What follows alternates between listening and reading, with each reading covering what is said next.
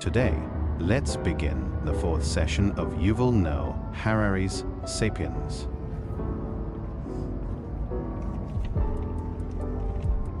In our last chat, we delved into how population growth doesn't necessarily guarantee better lives for individuals. It's a bit surprising, and there's a twist to it, but let's not get too tangled up in that again.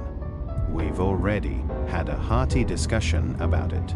Moving on from that, let's shift gears and dive into the world of money and empires. Pretty big stuff, right?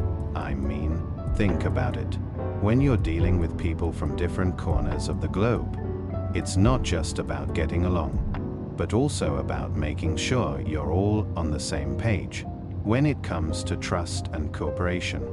Imagine if we had to trade goods directly without money. Picture this: you've got a bunch of apples, and I've got a collection of shoes. The problem is, I don't need apples, and you're not in the market for shoes. What a dilemma. This kind of mismatched bartering can be a logistical nightmare. But hold on, it gets even trickier. Not all items are equally easy to trade. Let's say you want to trade apples for shoes, but I've got more shoes than I know what to do with, and you've got apples for days. See where I'm going with this? It's like a puzzle that doesn't fit together. Thankfully, we humans are clever creatures. We've come up with solutions over time, like the Incas, who tried this cool system where they organized labor and resources. But even with the best intentions, it didn't quite pan out. Fast forward to today, and companies like Amazon use fancy algorithms to predict what we want before we even know it. It's like magic, but with computers. But here's the game changer: money. Now, imagine you're a farmer, and I'm a shoemaker. Instead of trying to figure out how many apples your shoes are worth, or vice versa, we just use money as a common ground. Money is like a universal language for trade. It's not the paper itself that's valuable, it's the trust and agreement that we all place in it. Now, think about this: all the money in the world, like every dollar bill and every coin, adds up to around $60 trillion. Sounds like a lot, right? But get this, it's just a fraction of the value of all the real estate globally. The bulk of our wealth is floating around in the digital realm. Crazy, huh? This shift from swapping stuff directly to using money has changed the whole game. It's like upgrading from a clunky old car to a sleek new one. Money makes things smoother, more efficient, and it's not just about convenience, it's about trust.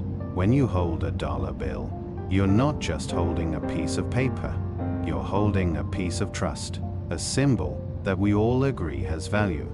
But you know what's even cooler? Money transcends borders.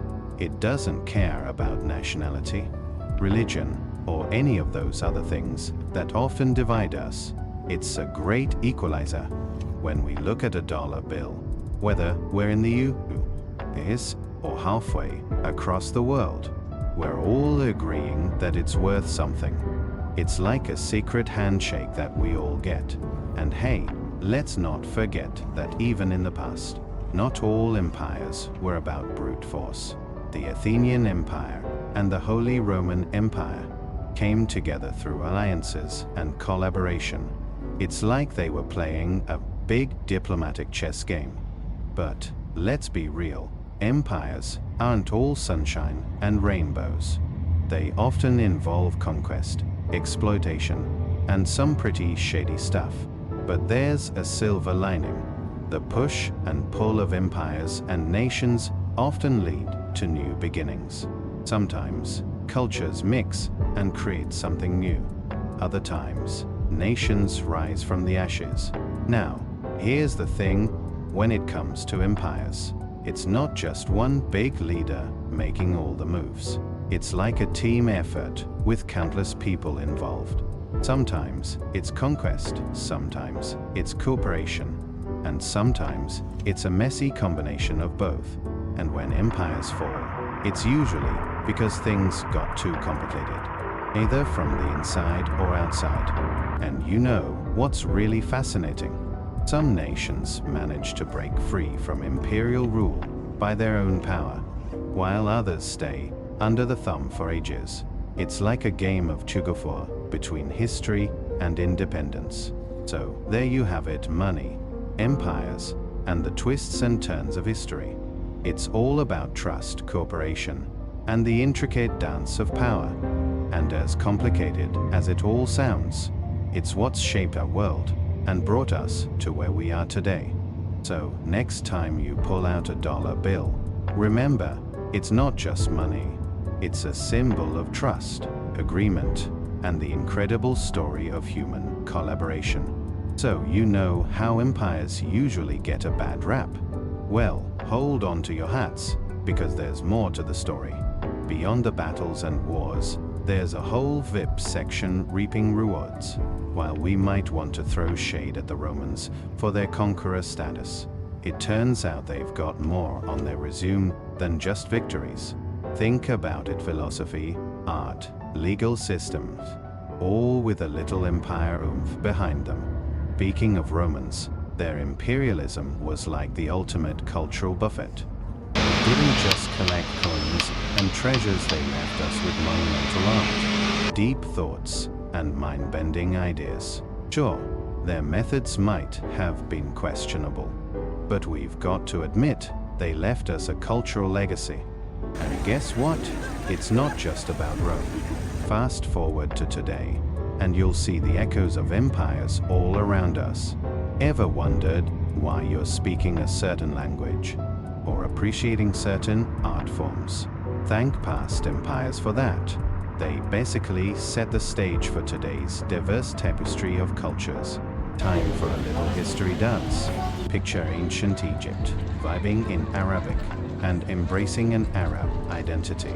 But rewind to the 7th century, and things took a wild turn. Arab Empire rolled in like the cool kids on the block, leading to a cultural switcheroo. Down in southern Africa, the Zulu Empire was the star of the show. But hold up, not everyone was cheering in the audience. Many were kind of roped into the narrative, and it's not easy untangling that historical mess. You know, it's kind of funny how we all try to claw back our original cultures. But here's the kicker: it's like playing musical chairs with legacies. India, for example, went through a culture remix thanks to British colonialism. Unraveling that knot, tough stuff. Even now, extreme Hindu nationalism is throwing a curveball, especially in the face of a global pandemic. Crazy times, right? Let's get cozy with the 4 Ps framework. It's the magic wand waving over these stories. We've spun our yarn about empires and legacies, and now it's time to dig into religion. Brace yourself, because religion is like the ultimate conversation starter. It's tricky terrain though. We're wading into waters that run deep, where beliefs are fierce and followers are passionate. Religion has shaped nations, and right now, Hindu nationalism is taking the spotlight. To sum it up, history's like a jigsaw puzzle with missing pieces. The 4 Ps framework paints the bigger picture, revealing how empires, cultures, and religions collided through time. But wait, we're not done yet. Imperialism is next up on the hot seat, and we're cracking open its story, from its highs to its lows. It's like an unwritten rule of human societies. We're all trying to find that groove of mutual understanding. Rejecting that just leaves us spinning in circles. Ancient beliefs were all about the local vibes. But with agriculture, things got a bit more cosmic. From Jesus to conflicts, Christianity's tale is a roller coaster. And guess what? Success breeds imitation. And that's exactly what happened with other monotheistic faiths. And here's the kicker: no matter how much the plot twisted, No one faith could wipe out another. That's what Sapiens tells us. History's juicier than fiction. Now, don't think we're just dancing around the heavy stuff. We're going to dip our toes into those murky waters too. A quick nod to recent events in South Korea. They're stirring the pot, and we can't ignore it. But hey, remember, it's not all intense. Epictetus, that ancient philosopher dude, had some epic thoughts about gods. Basically, he said, don't let the bad vibes get you down. You've got the power to rise above. And there you have it, folks, the wild ride of Sapiens in all its glory. From empires flexing their muscles to cultures doing the cha-cha. It's all there.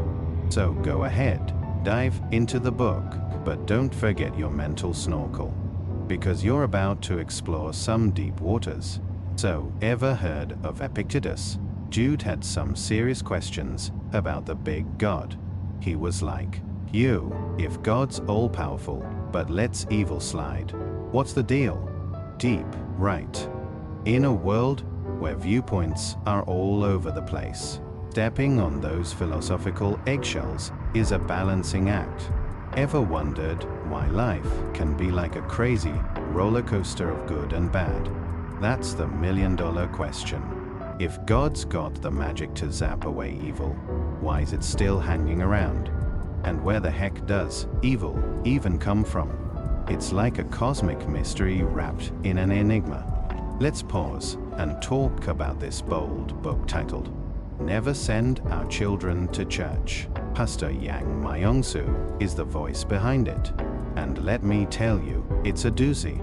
Yang's got some serious beef with Korean churches, accusing them of turning Jesus into a cash cow and suppressing critical thinking. Whoa, talk about stirring the pot. This pastor doesn't hold back. He dives headfirst into the Bible, turning myths like Adam and Eve inside out. His crew, Doyulo, is all about making the world a better place while challenging norms. All religions are outdated. The era of religious school is over. Is another gem from him, diving deep into church culture. He's not trashing faith, just the way it's packaged.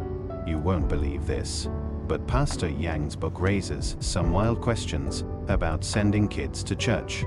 Like, does it mess with their understanding of history? He's all about interpreting those Bible stories symbolically instead of like straight-up history. His point: let's get our history straight, folks. Hold on tight, because things get even more interesting. Pastor Yang gets real about how church culture stifles curiosity. It's like they're saying, believe and don't question. But hey, we're made with brains that love to think, so that's kinda weird, right? And here's a bombshell: Yang's all about predicting that this church style won't last. Tithing and Sunday worship, those things might not cut it in the modern world. People are looking for change, and who knows, maybe these old practices will become relics of the past. Speaking of old churches, Europe's got some ancient ones that are kinda struggling. They're turning into museums and event spaces. Who would have thought, right? So that's the scoop for today's chit-chat. Thanks for hanging out and diving deep into the world of Sapiens. Catch you on the flip side, my fellow explorers.